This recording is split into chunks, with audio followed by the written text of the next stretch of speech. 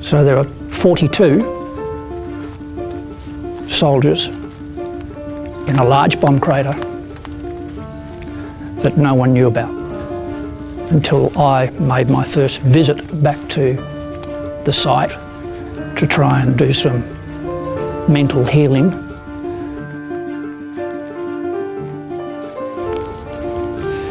And I spent the last 10 years looking for this gravesite.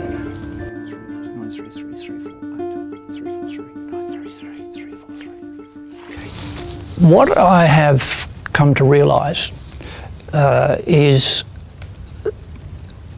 by going back to the point of where the post-traumatic stress erupted from is a healing process within itself.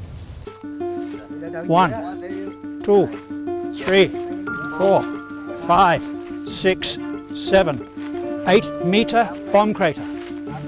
I was always checking behind my back, always looking behind my back. If I went into a cafe or a restaurant, I would always sit in a position where I could see the door. It was an escape route. I needed to be able to reassure myself that I had an escape route and I knew exactly where it was. Stupid things like that, which all manifestations of post-traumatic stress. Sorry, start here and go out. Yes? Okay, out that way. And in 2011, when the Australian government became involved in the search through the Defence Attaché in Hanoi, he took on the task as a form of saying thank you to the Vietnamese, as the Vietnamese put in an extraordinary amount of assistance in finding the 6 remaining Australian MIAs. So he wanted to say, well, thank you for helping us. Now it's time for us to help you. We'll make a concerted effort in trying to locate these 42. Okay, where do I go now to try and find some information as to approximately where the bomb crater might be? My first thoughts were, okay, I'll approach some of the guys out of our own section that I knew were involved. Well, that was a bad mistake. The mistake being is most of our guys are suffering post-traumatic stress. As soon as I approached them and said, I want to talk to you about Balmoral, they switched off. They sometimes were quite rude, don't want to talk about it, don't want to know about it, use the words, fuck off. It's just dry soil, there's no clay in it. It's come off the surface as the digger has gone through and turned it, but there is the bottom of the crater.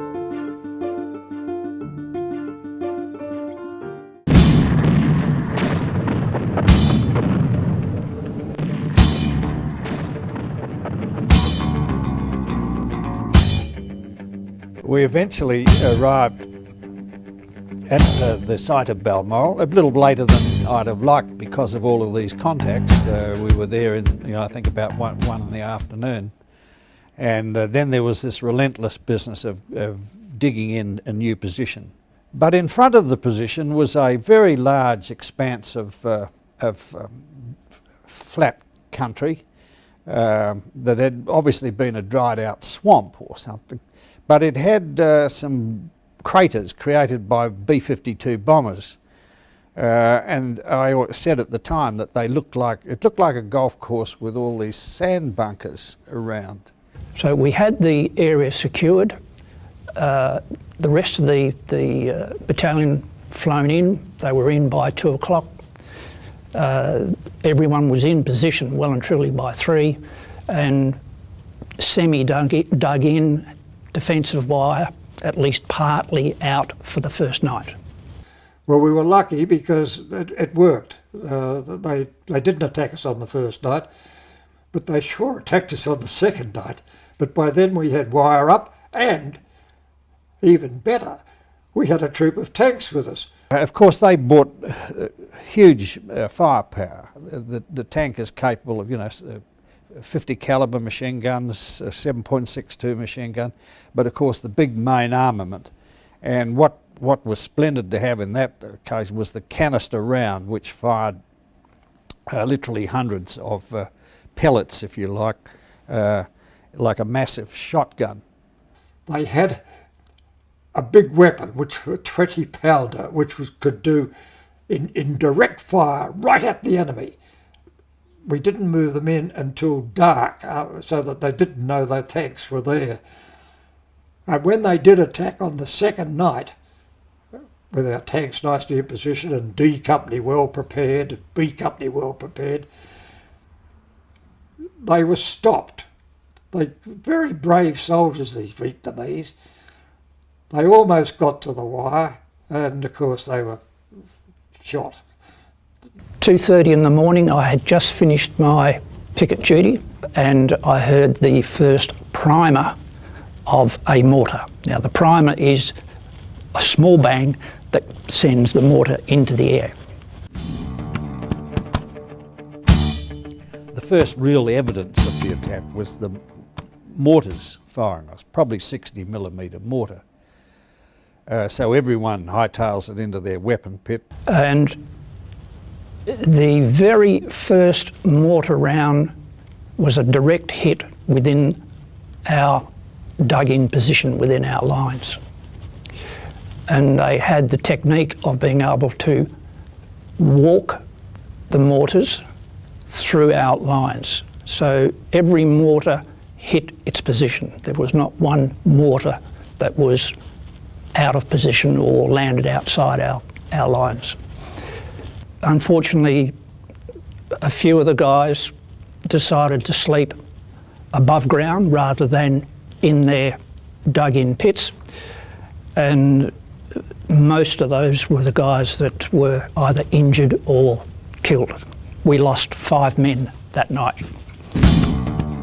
And the NVA decided to assault us across the clearing, which was a very unusual tactic. There's tracer bullets flying. There's mortars and artillery firing. There were helicopter gunships brought in. There were the spooky aircraft with the illumination provided over the battlefield. The ground assault started. 50 metres away. 50 metres away. So by the time you get your head out of your hole and get yourself together, the NVA were basically on our wire. Paul Donnelly called out to me and he yelled out to me, "Bridie, get up here." And I yelled back, "Get fucked, Donnelly, I'm not getting out of there." My position was actually behind a tank, of all things, to give covering support for a tank. Whoever thought a tank would need covering support? The meaning of that is if the enemy broke through our wire, they would be wanting to knock out that tank as quickly as possible. My position was to get rid of the enemy if they broke through the wire. I could hear his machine gun firing. He called out again, and I could feel the feeling and the tenseness in his voice. It was, "Get up here." I said, "Fuck you, Donnelly." We are in a good position, but we're hugely outnumbered. I crawled up to Paul Donnelly's gun pit, and when I went to get inside his gun pit, he said, "You can't get in here." I said, "Well, what the fuck did you call me up here for?" We put up flares. We were able to see the NVA were right on our wire. The machine gunners obviously targeted their fire on the enemy that were on our wire. It was just fever-pitched firing. The barrel of Paul Donnelly's gun was absolutely red hot, and the gun would stop firing. We poured our water bottles on the gun to cool it down, to keep the gun operable. When we run out of water, we had to actually piss on the gun. Literally piss on the gun, and it's very hard to piss when you're sort of a little bit an adrenaline rush, but we had to actually do that. So Paul said, we're going to need another gun barrel. So I ran back in through the lines, once again doing the same thing, yelling out that it was me, don't shoot. Has anyone got a spare gun barrel? Lindsay Workman, who we affectionately known as Lugsy, called out to me from his weapon pit that he'd had a gun barrel. So he gave me his spare gun barrel, which I took back up to Paul. The second night, the enemy attacked the same way. I don't know why, but they came across the open ground, but by now we could actually start to see them move. Once again, the same tactic. When the mortars had stopped, their men were up onto our defence perimeter. And it was just wave after wave after wave, hence continual firing. The amount of rocket fire that was coming into our position, aimed at our machine gun and the tank, was non-stop. That I thought was extremely wasteful of manpower. They just, as you say, human wave attacks, and lost tremendous numbers as a result. There was 2 very large bomb craters, approximately 50 metres outside our defence wire. The enemy used those bomb craters as hides and as firing positions. Another rocket hit a tree which was about 3 metres behind me and my buddy. That destroyed everything that was above ground.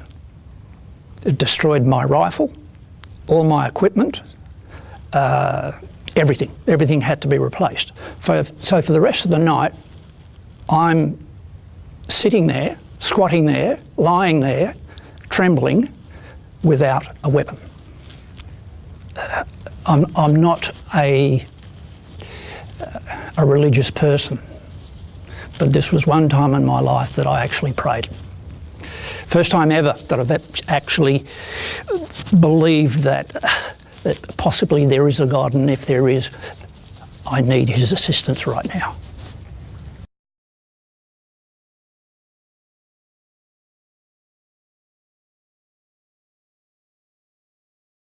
The battlefield was littered with bodies, body parts, drag marks, dumped equipment.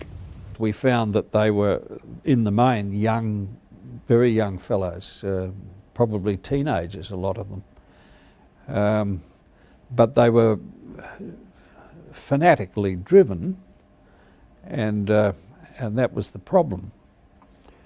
Well, I probably didn't think about it again until we saw all these mangled bodies being thrown into one of the bomb craters to be buried, and I thought, goodness, this is a terrible outcome. What are we doing here? But then you move on, you get on with the job, and there's no opportunity to question in any deep way what we're on about. In my company alone, buried 42 North Vietnamese the next morning, pulled them off the wire entanglements and from around the immediate vicinity. The obvious thing was to bury them in situ. Now, it would have been very nice to have had individual burials, but the quickest, the most convenient way was to put them as a communal grave in these bomb craters. I like to think we handled them with respect, but it's a job that had to be done and done quickly. Basically, that was the end of Operation Tone Thang. These 42 soldiers were buried en masse in a very large bomb crater.